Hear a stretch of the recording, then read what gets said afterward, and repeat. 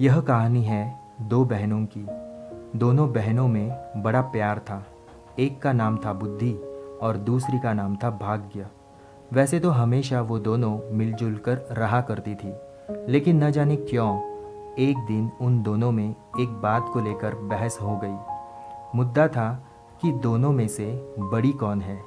दोनों को ही नहीं पता था कि कौन बड़ी है, इसलिए वे दोनों ही अपने अपने बड़े होने का दावा कर रही थी। लंबी चलने वाली बहस का कोई परिणाम नहीं आता देखकर दोनों ने मिलकर एक समाधान निकाला।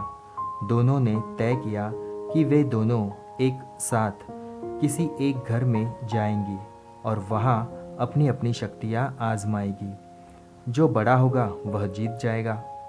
दोनों चलते चलते एक किसान के घर तक आ पहुंची। किसान के घर में उसके दो बेटे रहते थे।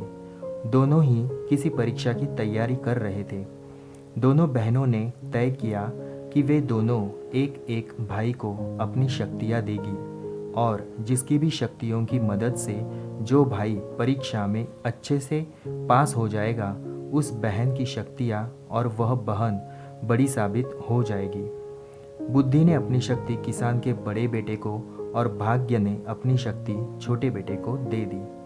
अब बड़े बेटे को बुद्धि की कृपा की वजह से पढ़ाई में काफ़ी मन लगता था, इसलिए वो घंटों तक पढ़ता रहता।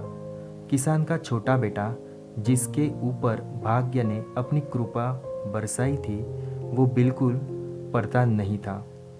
जल्द ही वो दिन भी आ गया जब बड़े भाई और फिर छोटे भाई की परीक्षा होनी थी। बड़ा भाई, जिस पर बुद्धि की कृपा थी, उसने जब अपना पेपर देखा तो बदनसीबी से सभी वही सवाल आए थे जो उसने पढ़े नहीं थे या वो पढ़ नहीं पाया था। अगले दिन भाग्य की कृपा के साथ छोटा भाई परीक्षा देने गया। भाग्य उसके साथ था, इसलिए उसके पेपर में सबसे आसान प्रश्न पूछे गए थे, लेकिन सब व्यर्थ था क्योंकि उसने कुछ भी नहीं पढ़ा था। वो पछताने लगा और सोचने लगा कि उसने थोड़ी सी भी बुद्धि पढ़ाई में लगाई होती तो आज वो आसानी से पास हो जाता। इस तरह बिना भाग्य के किसान का बड़ा बेटा और बिना बुद्धि के किसान का छोटा बेटा परीक्षा में फेल हो गए। इस घटना से भाग्य और बुद्धि दोनों बहनों को ये अच्छे से समझ में आ गया कि जब वो अलग अलग है तब दोनों ही छोटी है और साथ है तो दोनों ही ताकतवर और बड़ी है। बड़ी ही सरल बात ये कहानी हमें सिखाती है कि हमें भाग्य और बुद्धि दोनों को ही अहमियत देनी चाहिए। धन्यवाद।